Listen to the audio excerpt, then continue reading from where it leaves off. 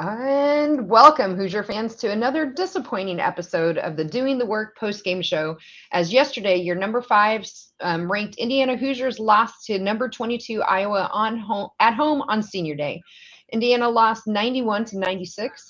That takes Indiana now to 19-5 on the season, 11-3 in Big Ten play, and now with a Michigan win just now over Maryland, we are in a three-way tie for second place.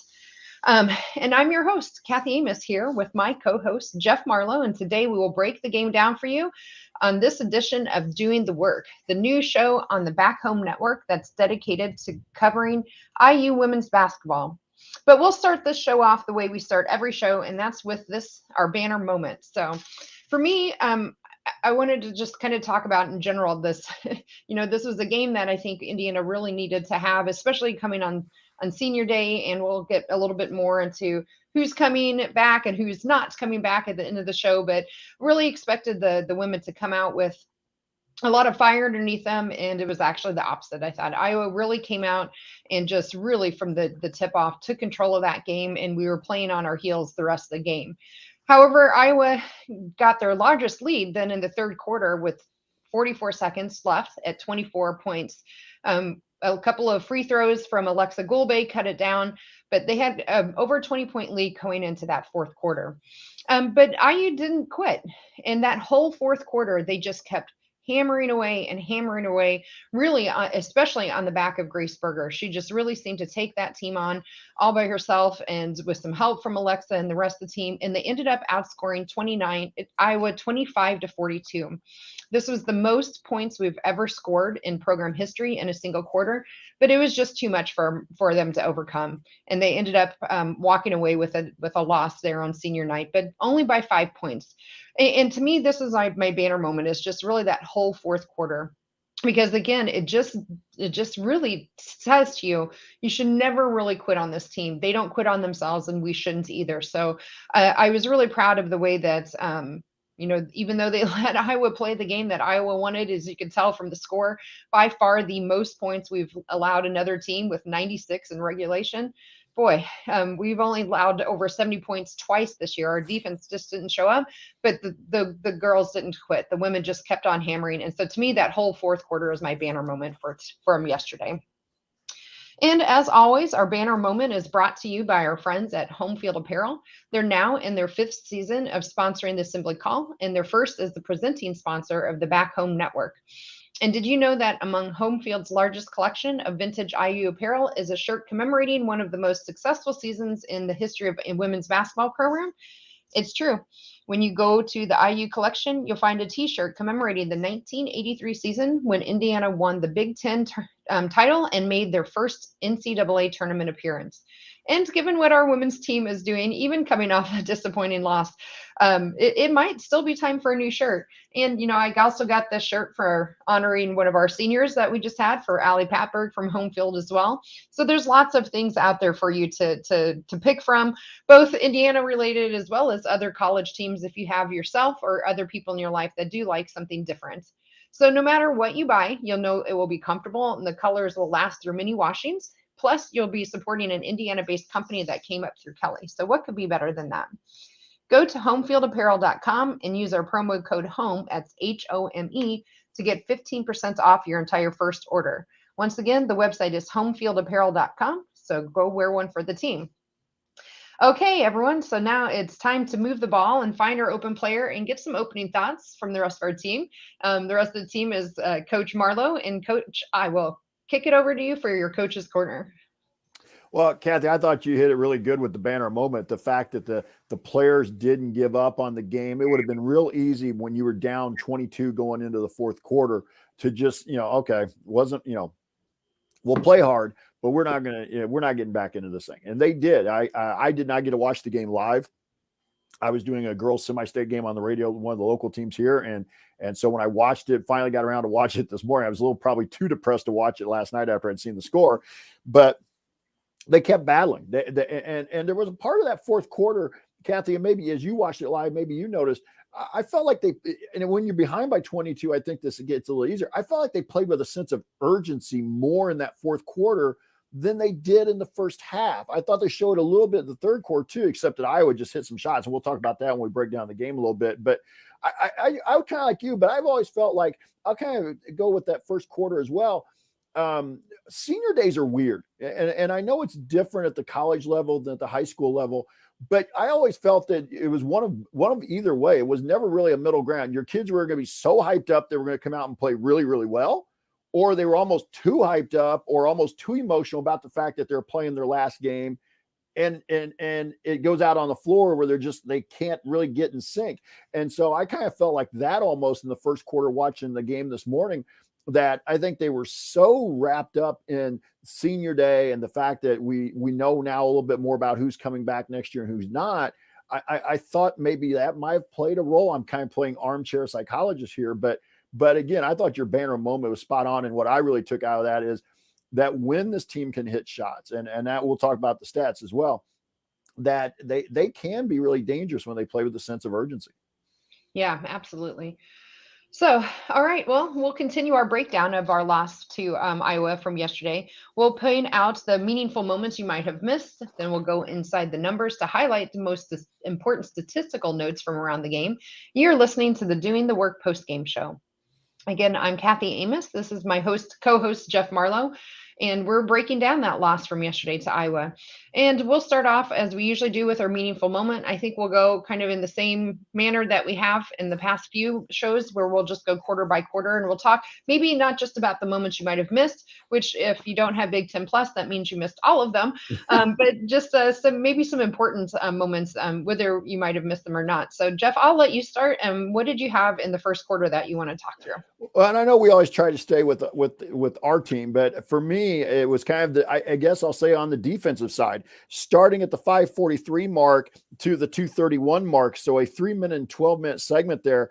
Iowa goes on a 14-2 run and goes from a 7-4 lead to a 21-6 lead. And in essence, with the way the game played out, that was the game. I mean, it really, that kind of really ended up being the game because from that point on, you just felt like IU was, battling and climbing uphill. And I thought that 3-minute segment there, and that just goes to show you, and we're going to probably talk about throughout this, Iowa can score in bunches. And when they're on, they move the ball. I was really finding myself thinking they made some nice cuts and some nice passes to hit some of those shots too.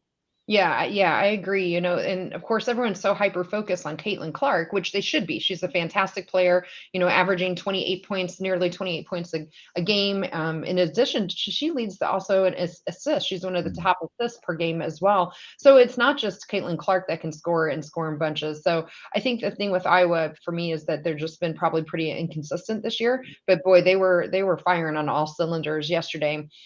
And along that line, it just seemed like we couldn't get a whole lot going together in our first quarter. And yeah, I think that first run, just really kind of set the tone and sealed it. But, one of the things I was really watching too was our rebounding, and it just seemed to set the tone as well at the 7:20 mark. So very quickly into the game, 2.5 minutes in, Iowa got 3 offensive rebounds in a row, and ended up finally scoring a bucket. You can't let them get that many shots at it. And immediately we're already up 5-0.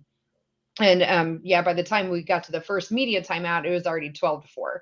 So we were already down 8, and we just couldn't seem to find the basket. We couldn't seem to get anything going on defense. It just was a really, again, kind of tough sledding again, like it was against Nebraska.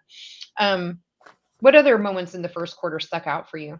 Well, I just thought the first quarter was once you got out of that segment, it was kind of a little bit of a back and forth quarter. We didn't get off to the best start, but, a bucket here by Iowa, a bucket there by us. The one thing I kind of noticed, and I was keeping up with you and Ari's text messaging going back and forth a little bit when I had at halftime and stuff yesterday, the game I was doing. But when I watched it this morning, I was really surprised at how strong Sinano was. I hope I'm saying her name right, Sinano, because there were times when she was just burying Mac deep into the post. And I'd like to think that 100% Mackenzie Holmes probably doesn't allow that, but I'm not sure that's really the greatest matchup even for a healthy Mackenzie Holmes in terms of, because Sinano just looks like she's really strong and got a little bit more size to her than even Mac does. Yeah, I agree. Cezanne was just a handful to handle yesterday, especially like you said, even for a healthy Mac, it would have been very difficult. But definitely, Mackenzie is not quite at full strength. You can see that in her play still. She doesn't have quite the lift. Still only at about 23 minutes a game. So I still think she's working her way back into game shape for sure. And Yeah. and on top of it, our offense just wasn't really kicking. I mean, we didn't get our first field goal until the 6:08 mark when Allie finally hit a field goal. Mm-hmm. And it was really hard. And the same thing, we just couldn't even take some of the steals we were getting. At 3:42, Nicole Cardona Hillary did her thing and got a steal, but then she went down the other end and got blocked by Caitlin Clark on her layup. So it was just felt like, especially that first half and the first quarter, just it was no matter how much they were trying to execute, they couldn't make shots. Their defense wasn't there. They didn't have an answer for Cezano. The bright note, I guess, in the quarter is they held Caitlin Clark at least to only 2 points in the first Right. quarter. So the defense on her was good, but it seemed like then it was way more than offset by Cezano. Quickly, I can look. Yeah, she had 10 points alone in the first quarter for them. Yeah. And I'll kind of go on to the second quarter here because really, like you said, though, the first half just really felt like it just was not a half for IU, that it was not the typical IU we tended to see. And I'll kind of talk a little bit about that as well later. But at the 7:43 mark and then at the next possession at the 7:26 mark, Allie put together really kind of the first streak for the Hoosiers. She had an and one and then followed it up with a field goal. So a little 5-0 run by herself had got us back to within 28-18. And it started to feel like there was maybe a little momentum. The hall was finally starting to show a little life. Allie, I remember watching it this morning. Allie was pumped, but it always seemed like in that first half anyway, maybe on into the third quarter, every time we felt like got any momentum going, Iowa hit a shot. We couldn't I couldn't get another stop. Yeah, and I had that same exact sequence written down as well. And that's after they came out and right away Cezano again they go right inside to her. They didn't deviate from what was working and really just immediately started off that quarter with Cezano going for two and then got fouled and made the and one to just again all of a sudden take us to 28-11. But yeah, Allie came back, got us back to 28-18 in that 7-0 run. There. So a couple other times, you could see that they were really trying to drive it. I thought 6:47, Alexa drove in and got fouled, made the and one, pulled us again kept us within 9. So it just felt like they were trying to chip away at that big lead that they had at the end of the quarter. We were already down 14 at the end of that first quarter, but they were trying to slowly chip away with it. But then I guess then Iowa goes in after the media timeout and ends up going up and are outscoring us by 6 the rest of that quarter. But what other kind of moments do you want to talk through? Well, you kind of hit the nail on the head, as I mentioned that. I kind of had that as well. Alexis and one opportunity at 6:47, and that got us within 9. But then they come back with 2 free throws and a field goal, push it back out to 13. Mac gets 2 free throws to bring it back to 11, and then they got 2 free throws and a 3, so it went back to a 16-point lead. So just like I said, anytime we felt like in that second quarter, I felt like as I was watching it this morning and watching on BTN Plus there on demand. It's like, geez, if we could just got it into single digits and gotten a possession and done something with it. But Iowa always seemed, at least in that first half, have a response. Yeah, absolutely. They sure did. And again, it was like one of those things we'd start to see some glimmers. We forced a shot clock violation with about 4:48 to go, but then right after that, Iowa goes on a 5-0 run. So it's just, you get one really good thing, but then Iowa just turned around and really just would go on these, mini runs and just kept growing their lead. I think the other big thing too was just with 42 seconds left in that quarter, Allie ended up getting her third foul. And Allie was really, the bright spot in particular offensively for us in that first half. She was the only one in double digits for us with 10. But that, she had to sit with 2 and then they brought her back in and it was just kind of a, needless foul, I think, fouling somebody with 42 seconds from Iowa while they were driving in. So that was another moment I thought that kind of stuck out to me. So we ended up going into halftime down 17. What else, though, Jeff, jumped out to you in either the first or the second quarter? That was really it, Kathy. I just kind of like we were stuck in mud. We just couldn't ever get going.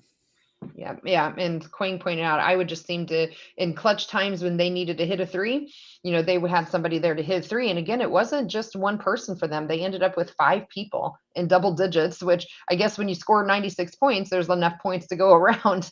But they definitely they had some ladies that were hitting that three that perhaps maybe you weren't quite expecting to. And I'll bring this up here. This may be I mean, this is a team that we knew coming in was averaging, I believe they were averaging 84. 84. That was it. They were averaging 84 coming into the game. So you weren't more likely hold them under 70. They were, that team is very good offensively. They're generally, when they lose, they're still scoring 75, 80. They're just usually giving up the 90 plus. But when they're firing on all cylinders, they are a fun offensive team to watch.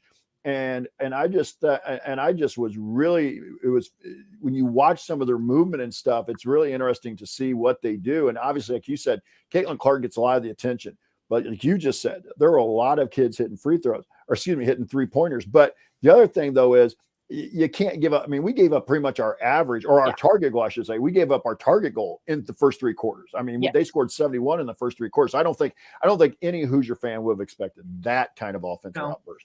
No, I didn't expect 96 points. That's for sure. I was hoping, in my mind going into it, I was not expecting, same as you, not expecting us to keep them around the 70-point mark. I personally was just hoping to keep them in the 70s somewhere. Right. I think Hoosier fans were expecting us to win possibly an 88 to 82, 85, 81, something, but you were going to have to score some points, because that's the kind of pressure they put on you, is, because they're going to score. So you better score. And as Ari pointed out in the chat here earlier, and I want to thank all the workaholics who are showing up a day late for us.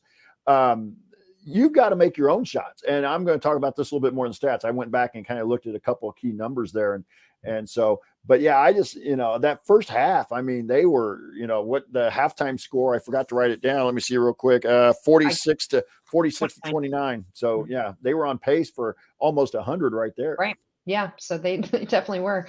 Oh yeah. So 46-29 going into halftime. Anything else from first or second quarter? No, me neither. So, okay. So we come out, and we immediately, come out, put up a shot and get it blocked. And as Cesano gets the ball down low for 2, and then come back for another turnover from Allie. So it was again, it seemed like the third quarter to me just kind of picked up again where we left off going into that halftime. But what did you see in the third quarter, Jeff? Well, you mentioned it. They got the first bucket, so they jump out to a 19-point lead. But then Allie got a field goal, and Alexa put 2 free throws back to back, cut it to 17. I was thinking, okay, there's plenty of time left in this game, but we got to get some stops. Well, you go through there from that point to the 6:06 mark. All we got was Chloe Moore McNeil made 2 free throws, and they basically ran off a 10-2 run. And that's when I was watching it this morning. And I'm sure maybe you felt the same. That's when I was kind of like, wow, we're down 23. I'm not sure about this one. And I'm not trying to be negative. I'm just like, man, that's a long way back in less than a half. Yeah, I thought the same thing. It was just, again, in terms of, if we go by segments here, Iowa won the first segment by 3, and then another won the second segment in that quarter by 2. So again, outpacing us by 5 to go up by 21. And, as I mentioned partly in my banner moment, it would have been even more than that if we wouldn't have gotten that foul there late into the quarter with 33 seconds left. But, there were some bright points too. You mentioned Chloe Moore McNeil, about 7:28. I thought that third quarter for Chloe was a nice quarter for her. I thought she really had a nice quarter. In one of the examples about 7:28, she drove the ball and was very aggressive. She went up, got 2, and then got fouled. She didn't make the basket, but she got fouled. And that was a second on Cesano. And there in my mind, I'm thinking, well, great, let's just keep going at her. She was really, from an Iowa perspective, just really hurting us. But then after that, so they take Cesano out, and that's when Caitlin Clark started doing Caitlin Clark things. So we had held Caitlin Clark in the first half to, point wise, she only had, again, 2 points in the whole half. She did have, 7 assists though in that first half. So she was doing something very different in the first half versus then in the third quarter, she started really coming alive. And in that third quarter alone, she ended up with 9 points. And so while you think this is great that Cesano is going out, and it was great for Chloe to get that foul on her, they just, again, would just seem like wherever Iowa got the ball, somebody was willing and able to score for them. Yeah. I would agree. Yeah. So what else do you have? Well, I'll kind of back up what you were talking about with Chloe. I had it at the 4:42 mark. She hit that field goal, and I believe that's the one you were talking about. And then Grace followed that up with an and one on the next possession. So again, we were trying to battle back, cut it down to 19. So again, we saw some signs even in the third quarter that the players were not going to quit. They were going to keep battling until the final horn. Yeah, absolutely, for sure.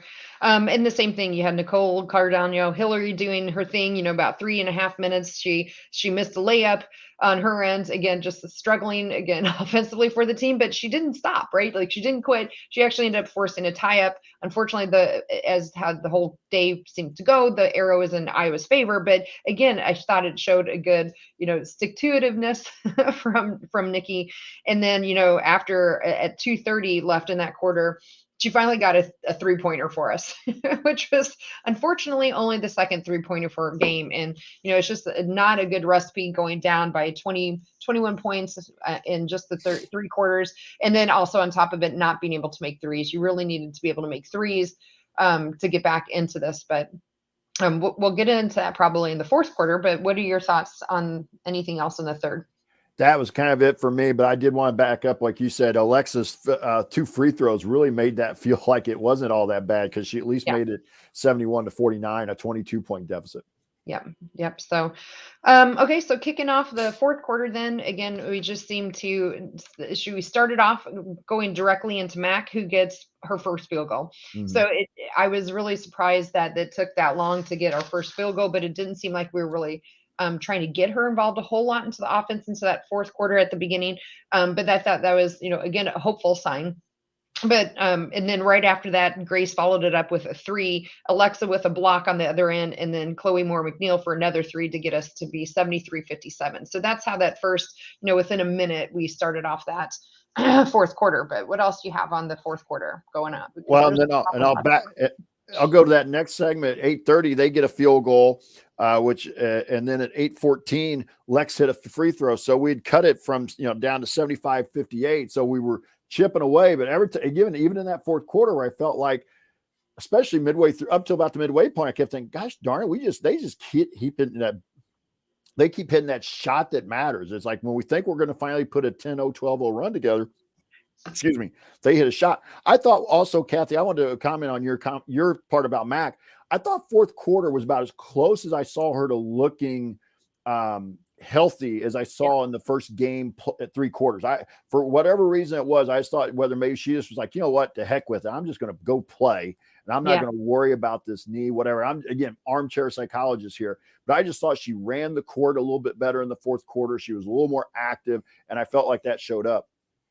Yeah, yeah, for sure. I thought the same thing to you, Jeff. So we'll look real quick at the stats for her in that fourth quarter.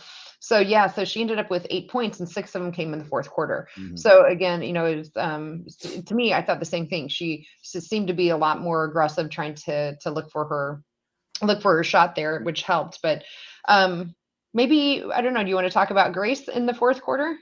Well, I was just going to say, I thought more specific moments here. Well, you talked about one of them there at the 9:18 mark, but that was kind of one of the few times. That was the only time in the game up until that point where we put 3 possessions in a row where we'd scored straight. Mm-hmm. I mean, that we'd gotten stopped. So, or I take it back. Mac's field goal came in there. They had a field goal in there as well. But at the 4:37 mark, Allie hit a field goal, Grace at 4 minutes, and Mac at 3:34. So another 6-0 run there that got us back within 11 there at 83-72. So again, I think that was part of it. But yeah, Grace really was, you could see kind of Grace was, she just had that mindset of like, no, we're not going down this way. And that's what you want to see from your senior. Yeah, absolutely. And then, as you mentioned, then right after that, Iowa hits, another 3-pointer. Yeah. And then a couple free throws, but then we come back. And again, we had Allie with a layup, Mackenzie with a layup, and then Grace with a layup.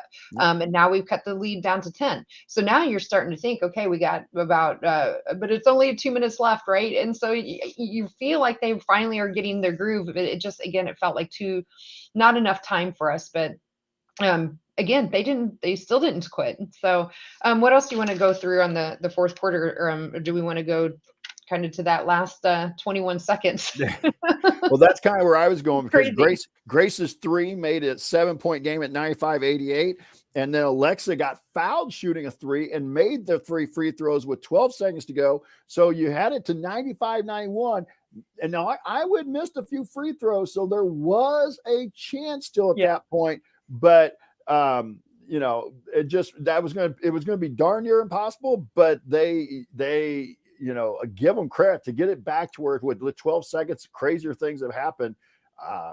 Yeah, give the players credit. Yeah, for sure. So that whole last 2 minutes was all the Alexa Gulbe and Grace Berger show for sure. They again were just the two of them in particular seemed like they were just willing the team and to try to get over that hump. So yeah, so we had finally cut it to 9-point lead. That was the last time we had it to single digits was back in the second quarter. So it was a long road to try to get there. And it just, you know, again, they started making their comeback. It just, again, not enough time. So, well, one thing, it's kind of a stat related, but one thing that you talk about meaningful moments, we never led. We never had a lead in the game. I mean, for two teams that are relative, you know, two top 25 programs playing, that's got to be weird that both teams didn't at least early on trade some leads. I mean, Iowa led wire to wire. Yeah, pretty much. The only time it was tied was when it was 0-0, and that was for minute 17.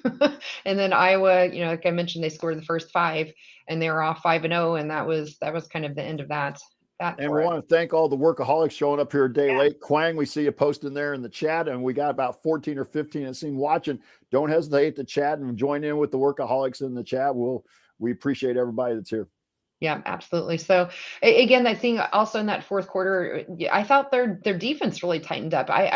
Overall, maybe we should talk about the defense. Like, I just didn't seem like we, and again, like, you got to give credit to Iowa. They just were on fire, and it wasn't like we were necessarily not defending them per se with some of their shots, and they made some really great shots. But I did think our defense was just maybe a little looser than we've come to see them this year. But what were your thoughts overall on the defense today or yesterday? Well, I thought in that fourth quarter, again, I thought you were right. Again, I thought picking up the pressure a little bit helped. I thought playing again with kind of the sense of urgency. There were some times in the first half where it just looked like we had some real miscommunication issues of not talking on some switches or on the screen action, whether we were going to switch or not.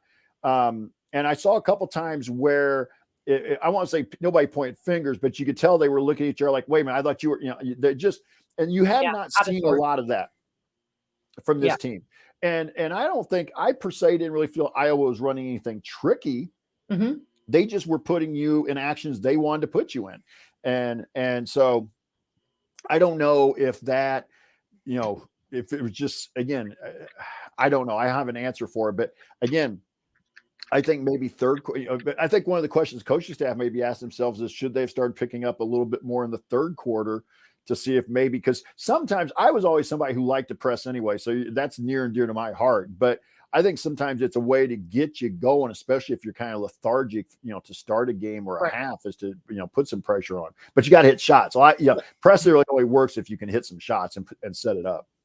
Yeah, so that's probably a good segue, maybe. But any other moments though before we transition to talking and going a little deeper in all the stats? No, but I thought you were right. But at that kind of last point you made, the really the last 4 or 5 minutes, maybe I would add, you know, it was the Grace, Alexa, and Allie show, because I thought Allie hit a couple shots down there. But you know, it really was Grace and Alexa just kind of saying, we're going to put you on our back. Yeah, absolutely. So, all right, well, let's go ahead then and transition and go inside the numbers, Jeff, and I'll let you go ahead first. What you want to jump into first? There's lots that we can go to. Shooting. And I know teams go through slumps, and really now is not the time you want to go into a slump as a team. But boy, we did not shoot well at Nebraska.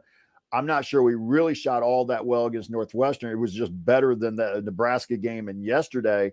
So it's one of those that's a little bit of a concern for me. We shot 42.5% for the game, but that was with shooting 57% in the fourth quarter. If you take the first 3 quarters, we shot under 33% for the first 3 quarters. So shooting's a little bit of a concern right now because we're missing, and we're also missing some shots. I had the stat written down, Kathy, so I could talk, kind of previewed earlier.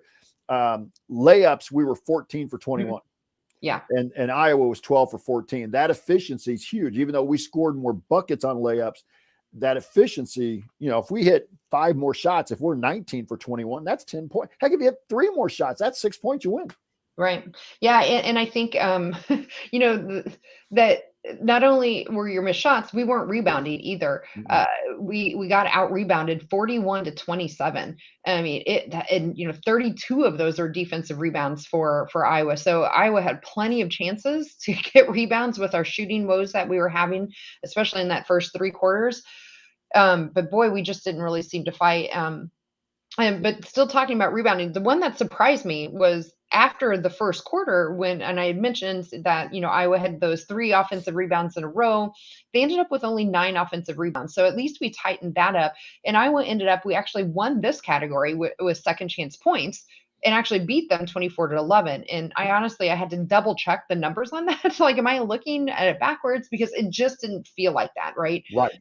It didn't feel like, we felt like we were missing, as you mentioned, that so many just shots that, and again, I don't think it was Iowa's defense. I just think that we weren't making shots we normally would have made. And so, yeah, that is definitely a lingering question. I'm sure we'll talk a lot about when we get to that segment, but it's concerning. You shoot 34% and a half against a team that's as prolific in scoring as Iowa.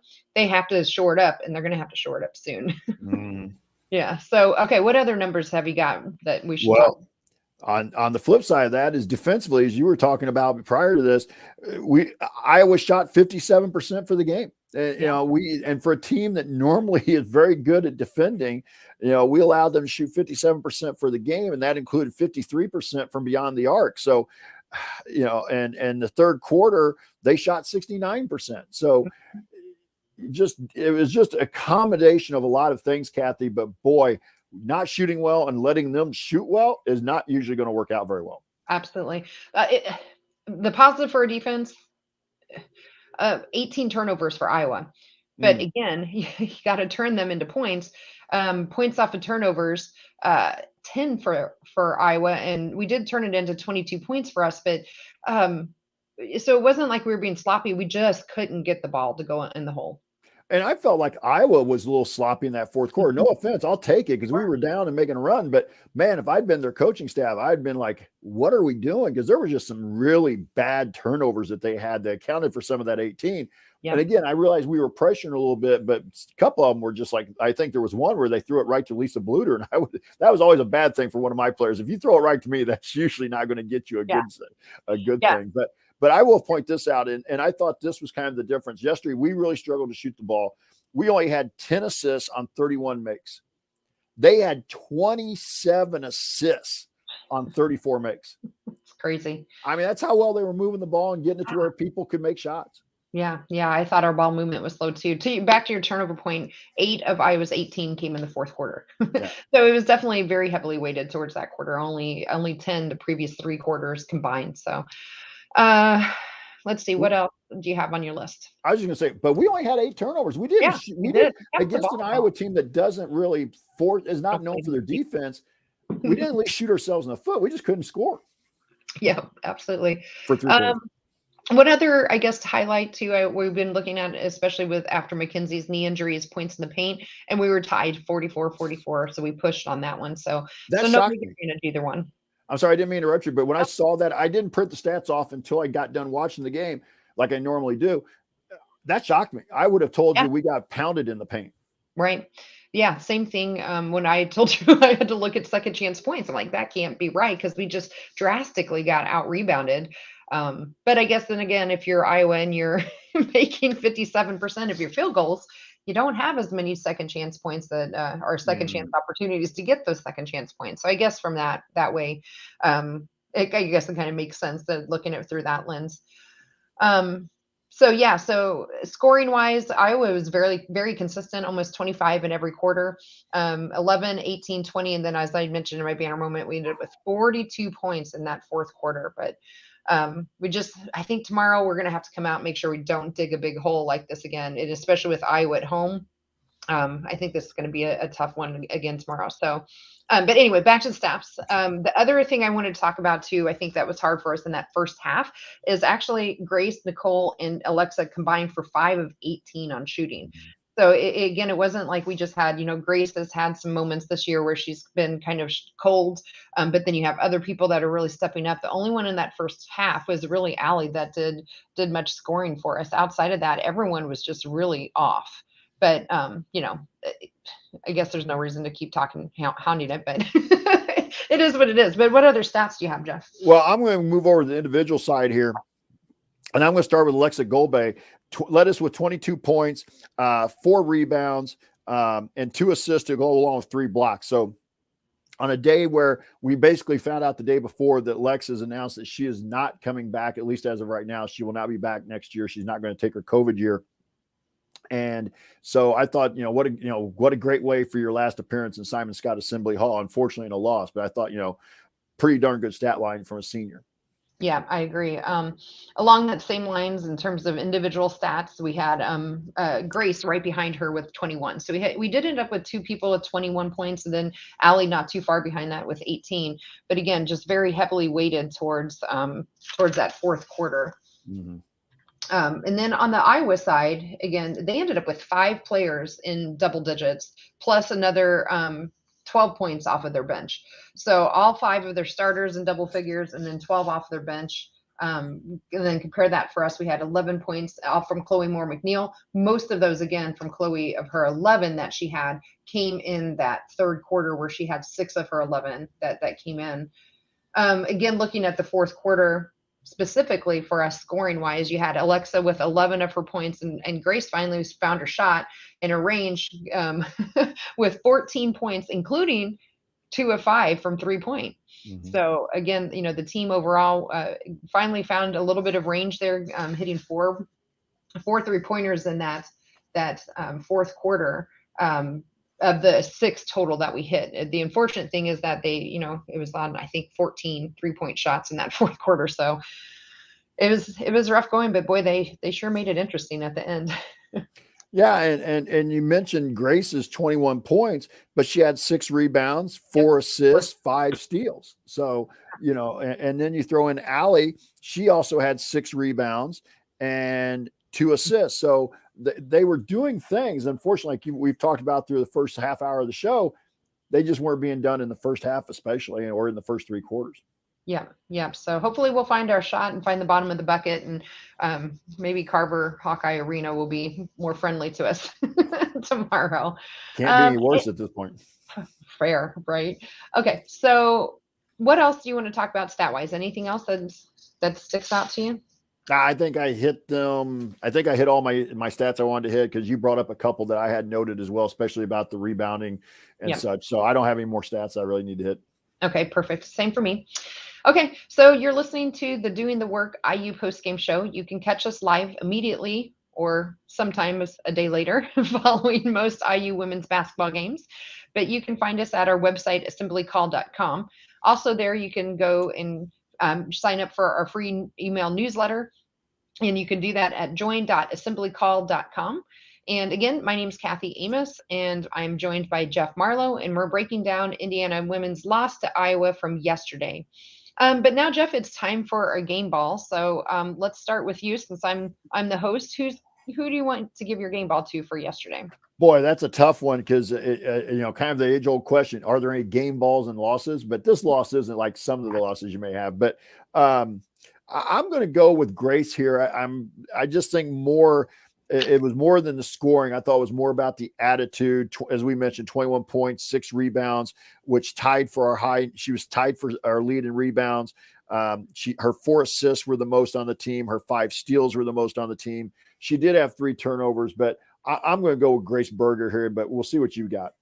Yeah, I actually had the same thing. I wrote down Grace for my game ball. That fourth quarter in particular just really solidified it for me. I thought, she was really struggling in that first half in particular, but the whole team was. And she came out the third quarter still struggling, but boy, I thought she really seemed to show her leadership. And you could see, like, Grace is usually pretty calm, I think. I thought in that fourth quarter in particular, you could really see the fire, that the competitiveness in her coming out. Like, we know she's very competitive. Boy, I thought it really came out and it was contagious. And I thought the rest of the team caught on to that. And so for me, Grace got my game ball as well. Okay. I will say Ari was here in the Workaholics. I think he was trying to say he was voting for Lex, but we already had it 2-0 with Grace. So yeah. All right. Sorry, Ari. All right. Well, now it's time for our Hoosier Hustle Award. This is sponsored by our friends at Evansville Security Services. Evansville Security Services provides off-duty police officers to businesses and individuals throughout Indiana. Remember, prevention cannot be measured, so let Evansville Security Services help you prevent a bad outcome today. You can go to evansvillesecurityservices.com to learn more. Again, that website is evansvillesecurityservices.com. Let me go back real quick. Game balls. So that was Grace's 5th game ball. Mac, Nicole, and Allie all have 3, and then Alexa has 1 game ball. But okay, so sorry, I need to go back. That's fine. All right, how about Hoosier Hustle? Who do you have for that?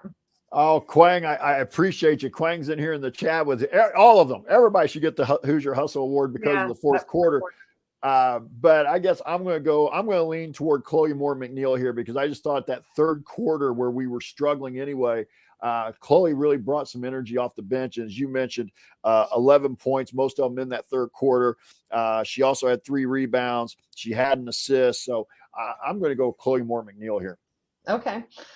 Well, I think we'll have to throw it over to our workaholics then, because I actually gave my game ball to Alexa.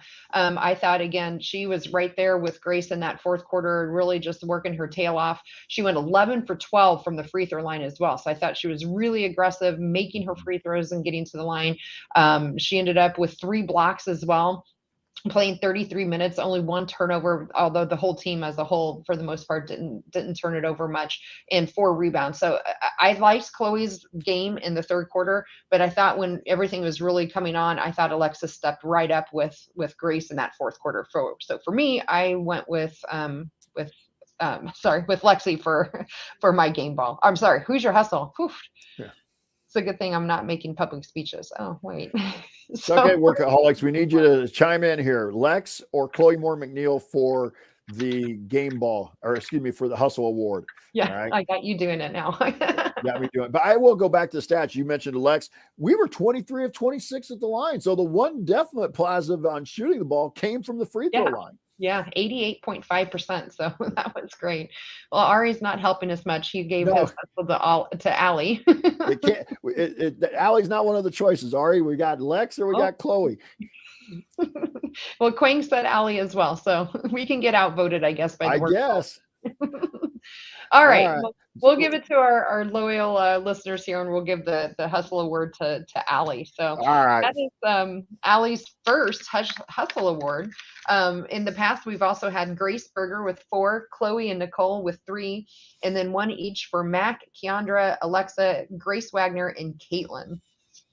And real quick, Kathy, I'll say this for the people in the workaholics who were talking about, who wanted Allie and then pointed out, if you have not seen, and you're listening to this podcast the next day, or you're watching us live here on YouTube, or Facebook or Twitter, wherever you're watching us live. If you have not seen Allie's post-game press conference where she talks about how much it meant to her to be a Hoosier and how much she loved the program, the team, pull it up. It's I think it tells you what you want for your Hoosier players. That's kind of what you're looking for from the people who wear the cream and crimson and put that, that trident on there. Oh, I must have missed that. Is that on Twitter, Jeff? I'll have to go. You can find it probably on YouTube or Twitter. I saw it on a couple different places. Yeah. I mean, I watched the senior presentation that they had on Big Ten Plus afterwards, but well, this maybe then we'll go into some lingering stories, but maybe some updates though, which kind of are lingering storylines. So one of the lingering storylines we probably had coming into this game was who's coming and who's going. We've had those answered now, so we'll just give everyone an answer. So Alexa Gulbe has opted not to come back for her COVID year. Grace Wagner got accepted to the Kelly School of Business 3-2 program, and so she's opted to not come back. She's played 3 years for us as a Hoosier. The interesting thing I found out about Grace, and I didn't know this, and I probably should have, but she was a walk-on and earned her way into a scholarship. So huge thank you to both of those women for their time and effort and energy for the program. And then Allie and Nikki are both out of eligibility, so neither one of them will be back. So a huge thank you to that and all four. So the long-term lingering questions, of course, that we'll have to talk about during the off season is where we're going to replace, especially Alexa, Allie, and Nikki, 3 starters in our rotation and lineups for next year. But that's not something we need to worry about today. But I think it's something we'll need to look to after the season for sure. Well, and I think we still got hopefully a lot of basketball to play. But I think we'll look back in a couple of years and just realize how special this group was when you put Nikki and Allie and Lex and Grace Wagner, but also with Grace Berger and Mackenzie Holmes, how special this group has been and how special their time here. And I think that was part of what really hit Allie a little bit in that press conference yesterday, was that she knows it's finally coming to an end. I mean, it seems like she's always had another year to go, but and again, I think you've seen people talk about Allie coming back, or Allie maybe wanting to coach at some point in the future. I think you can see that in her when she's out on the floor, that she's that type of leader. So maybe she could find a place in the program as a grad assistant, or maybe an assistant, but maybe start out as a grad assistant. But I think you right now, if you're looking at that lineup for next year, you would have to think that Chloe is going to be one of those kids that gets one of those spots. I would assume so. And again, just to clarify, to make sure, since we have 2 Graces, Grace Wagner is leaving, but Grace Berger has also announced that she is coming back. And so she is using her COVID year and coming back for a 5th year for us. So that's kind of who's coming and who's going. In terms of the title race, as I mentioned at the beginning, we are now in a 3-way tie, a half a game back out of first place. And we really don't have the opportunity to get a share of that title. And I think the way it kind of breaks down is we have 2 remaining games, and we absolutely have to win both of those games, but we're going to need some help as well. We need Michigan now to probably lose to Michigan State. And I think that's where we've kind of landed to win it outright, right? And I think Michigan still has Iowa left too. I think they've got 2 games left this week now, still with Iowa and Michigan State. So a loss to either one of those would definitely will be helpful. If Michigan wins out, they're going to win the conference title, I think. Yeah, Michigan just beat Maryland today, and so now they're only a half a game out, along with us, and Maryland's in first, right? So Michigan's in first. Michigan's in first because they beat Maryland today. Yeah, I thought they were half a game. So it's Michigan in front by half a game. Maryland's behind with us and Ohio State. Nope, I'm sorry. I'll pull it up. Maryland is in first. Michigan, IU, and Ohio State are back and tied for second with a half a game, and then Iowa is a game back. So what's Maryland's record? Maryland is 12-3. So they've won. That hasn't been updated. Because they lost to Michigan today. Okay, so they are okay. So that's why they were in front going into today. Got it. Okay, so they haven't updated. No wonder I was so confused. Yeah. They knew ESPN app. So, okay, cool. All right. Bottom line is we got to take care of our own business. And when we can't control what other teams are going to do when we're not playing them, but we have to win tomorrow. And then we play Maryland to close out the season on Friday. Got to win both of those. They're going to be tough. They're both on the road. If we go 1-1, we could end up as anywhere from a 3 to a 5 seed in the Big Ten tournament now, depending on what other teams do. If we lose both, most likely it looks like we're going to end up as the 5th seed. So I think it's really important for us to win both of these. But so that we really, again, made it really tough on ourselves with that Nebraska loss and then the loss yesterday. But you know what? We're still in position to be able to still win that title. So it's not like they're out of opportunities. But anything else you want to talk in a kind of a conference level macro sense from where we're sitting? Well, I'm getting a little confused here because Quang says Michigan, same thing you did, that Maryland's 12-3 and 12-4. But I could have sworn Ari said that Michigan was if Michigan wins out, they're going to win the title. So I don't know how that's possible. I don't either. So Well, this is what we can determine. We'll have to watch all the games this week, at least pay attention to the scores for those top 5 teams, because legitimately, I think all 5 have a chance to get that title. So yeah, because I know Maryland had 3 losses going into today. okay, they did. Okay, so they haven't updated it. So that's what I'm trying to look at real quick here. And by the way, all the things that are going on in college basketball today, if people haven't seen the things that happened up in Wisconsin, it's just a game. At the end of the day, just it's a game. I know I'm ultra competitive, but it's at the end of the day, it's just a game. Yeah. Yeah, mine says that Michigan's 12-3, IU's 11-3, Ohio State and Maryland and Iowa all have 4 losses. So if IU can win out, Michigan's got to lose. Yeah, right? We need Michigan to lose. Bottom line, we need to win 2 games, and Michigan needs to lose. Yeah, it's updated now. And it's really gotten kind of convoluted, because if IU had won at Nebraska, it really would have put us in a much better position to control our destiny, even with the loss yesterday. But that loss at Nebraska is going to come back to haunt a little bit. Yeah. Okay, so here we go. Now I got it right. Michigan's on top, 12-3. Indiana is a half a game back at 11-3. Ohio State's at 12-4, and as is Maryland, also a half a game back. And then Iowa's a full game back at 11-4. So, all right. I'm pretty sure Michigan and Iowa still play this week, but I could be wrong. I know they got Michigan State on Thursday.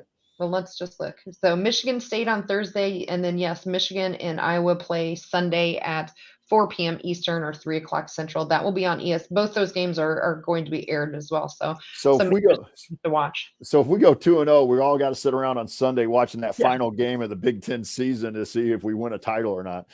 Yeah, it's going to be a fun week. That's the thing though. This is at least fun. It's competitive and and it's nice that we have an Indiana team in the mix for a title. So how fun it's better that's an IU team in the mix. Yeah. But anyway, I don't have anything else, Kat. I thought you hit the lingering storylines really well there with the kids coming back and not coming back and stuff. Right. So thought you did a nice job of that. All right, well, let's preview our upcoming shows and opponent. I don't think we need to preview Iowa again, but that game will be tomorrow. Is it on Big No, Ten? I got that wrong in the run sheet. It's on regular BTN. Yes, I think we're on national TV the rest of the way out, right? We're on Big Ten tomorrow, and then again we play Maryland on Friday. That game should be on Big Ten as well. So if you have your Big Ten Plus and you're only keeping it for women's basketball, I think we can safely cancel it until next season, right? Well, I don't know. You might need it for the Big Ten tournament. Oh, will they air? Oh, that would be. I don't know. I'll be honest. I haven't. A lot of times during the day at school, I haven't get a chance to watch the Big Ten tournament during the day. But it just seems like I'll bet you at least a couple of those early games, which we probably won't be involved in. Right. A couple of those early games may end up on BTN Plus, but I could be wrong, and I hope I am. Okay. Well, we'll keep an eye on the tournament to make sure they don't. I would sure hope any of the top seeds they put on regular Big Ten or Fox or something. Right. So again, Iowa is 22nd or 25th, depending on which poll you look at. They're now 17-7 overall, or 11-4. So we kind of covered all of that. So again, Caitlin Clark leads the nation with almost 27 points per game, and then Monica Cesano averages 20 and down in the post for them. So I think we're pretty well familiar with them. They do lead the series 50-21. We've had a tough time in Iowa City. We're only 4-29 overall. The last time we won, though, was February 7th of 2021, when we came in and beat Iowa 85-72. And when we beat them last year, that was our first win there since 1994. So been few and far between, but we are now 5-5 against Iowa in our last 10. And again, just like that fourth quarter proves, don't count these women out at all, whether it's on the road or at home, or you're down 21 going into the fourth quarter. So additionally, Assembly Call Radio will be doing their normal post-game show on tomorrow afterwards. So we do have a conflict. So right now, Jeff and I are planning on, and then Jeff has a radio a commitment on Tuesday. So we are actually planning on doing our show for the Iowa game not until Wednesday evening, and it'll probably be later at 9 Central or 9 Eastern or 8 Central. So that's how it's looking right now. So we'll have lots of times to kind of mull over what happens in the game tomorrow. But again, that game will be aired nationally on Big Ten regular at 7 Central, 8 Eastern. And I know this is the Big Ten. This is the Doing the Work big IU women's postgame show, but the men are playing at roughly the same time tomorrow night, which is why we've got some of the conflicts because AC Assembly Call will have their postgame show as well. So the men are at Ohio State tomorrow night. Not good scheduling by the Big Ten. No, you would think it would be better. They should talk to us before they get these times. We could solve all this for them if they would just ask. Yeah, the men start an hour early, or an hour earlier than the women. So they start at 7 Eastern, and then the women at 8 Eastern.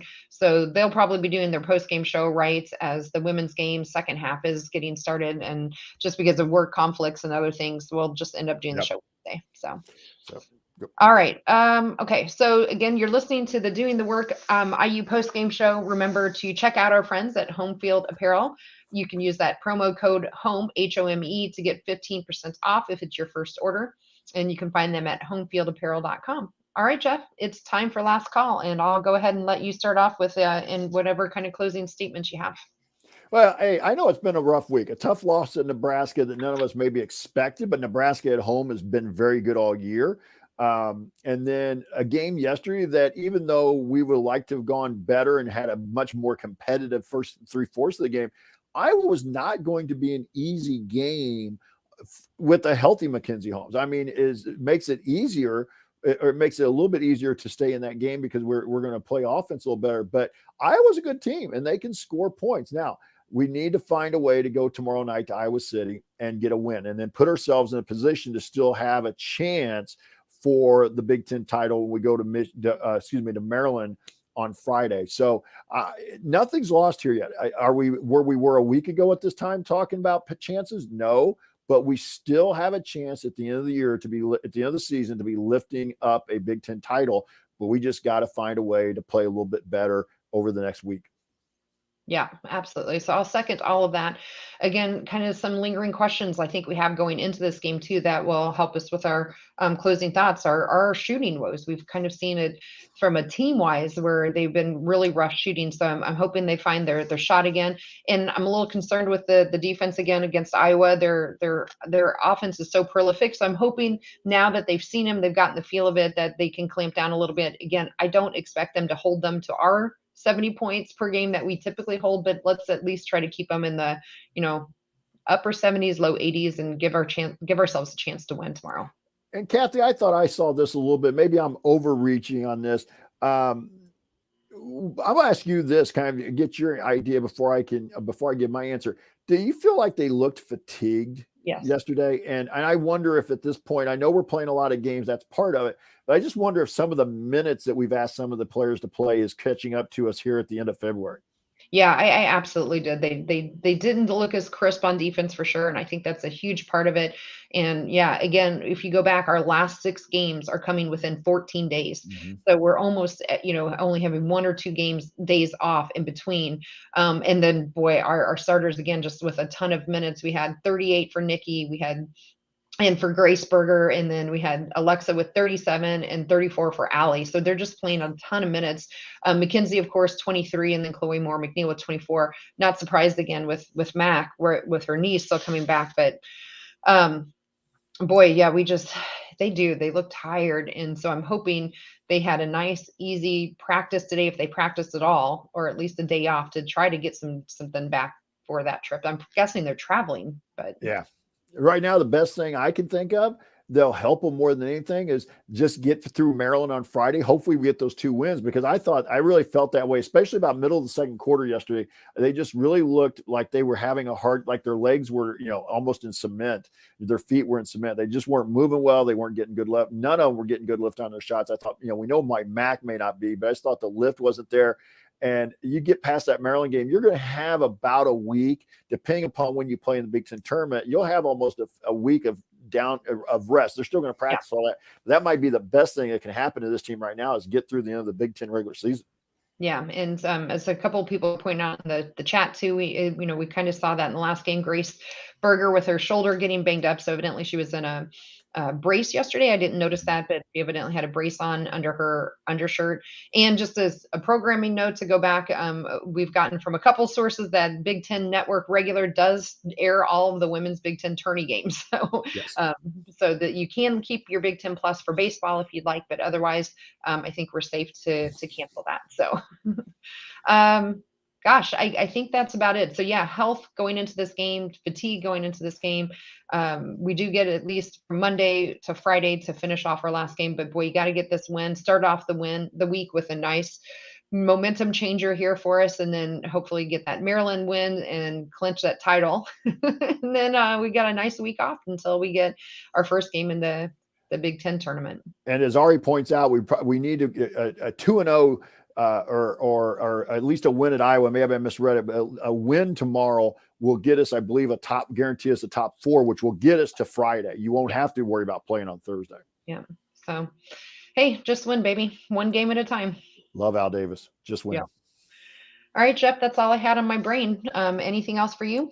No, Kathy, thought it was a great time with you again today. I want to thank all the workaholics who are showing up here today, and thank everybody who's been listening, and our sponsors such as Home Field Apparel and Evansville Security Services. Yeah, absolutely. So if you do want to see us do the show live, you can be part of our live chat here and go subscribe to our YouTube channel. You can find us at youtube.com/assemblycall. You can also, again, we have a free newsletter, and you can sign up for that at join.assemblycall.com. Special thanks to John Ringer of Rig Design for designing our logo. And thank you all for listening and joining us in the chat here today. And we'll be back to talk hoops with you again on Wednesday. But remember, the game is tomorrow, and then the show is Wednesday. But until then, keep your elbows in and your eyes on the rim, and go Hoosiers. Yeah. All right. Good show. We were windy today too. Well, sometimes we had a lot of sometimes even in a bad loss, there's a lot to talk about. So. Well, we had to talk about who's coming back and who's not. And then we talked about the Big Ten race and trying to break all that down. And we don't normally go into that kind of thing in a regular show. So. It will be interesting because I'm not saying it's why she's coming back. So I don't want anybody saying that. And I hope I'm not being misinterpreted here. But with her coming back, it probably will put Grace within range of catching Tyra Buzz. Yeah. Oh, yeah. Okay. That wouldn't be too bad either, would it? No, but I'm not saying that's why she's coming back. I don't want anybody to misconstrue that. I'm just saying that, but she's, because she's probably, I'm ballparking here, but she's right around 1,500, probably around 1,400 points right now. Assume we get into the second weekend of the NCAA tournament, figure she'll pick up another 100 or so. She'll be, and I think Tyra's right around 2,200. I'd have to go back and look, but I think at least there'd be an interesting race to that next year. Yeah. But with Alexa and Allie and Nikki all leaving, there's going to be, somebody has to get some more points. So I think the other thing you'll have to keep an eye on this spring is they now know who's leaving. Right now, I know of only 3 recruits for coming in. I know they lost the one girl at mid-season. I'm pretty sure she was on scholarship. Yeah. So, and then there was another girl that transferred in from Georgia, I think it was, that left the team roughly earlier or sometime right after the start of the season. So she was on scholarship. There's a couple extra scholarships there. Plus, we don't, it's in the day and age of the transfer, and that's where I was going. I think you may see Terry Moran be a little active here in the transfer portal with, going after a veteran junior or senior who, much like a Nicole Cardano-Hillary, who's been at a mid-major, who might see, hey, Grace Berger and Mackenzie Holmes are back. Right. That team could do something. So I think that's, that'll be, to me, one of the off-season storylines is how active we get to be in the transfer portal. Yep, I agree. So, all right, Jeff. Well, I think I'm going to call it an afternoon with you, but it was fun in a not fun way, but it was, cathartic. At least. Hey, Kathy, you did a great job, and we'll talk to you Wednesday. Yeah. I'm sure we'll be texting back and forth tomorrow. I'm going to kind of try to watch both. I saw somebody say they were going to tape one, watch one, but I'm going to try and kind of flip back and forth a little bit and keep my eyes on it. And then I'll rewatch this whole game again, either Monday night or Tuesday, and get a chance to make my notes. But I'll probably watch the first half of the men's game and then switch over to the women. That's kind of my plan. I want to watch the women live. Probably what I should do. Yeah, and then I might record the second half of the men's game, but Yeah, that's to be determined. So I will talk to you Wednesday. Sounds great, Jeff. Take care. Have All a right, great Kathy, good night. Bye-bye.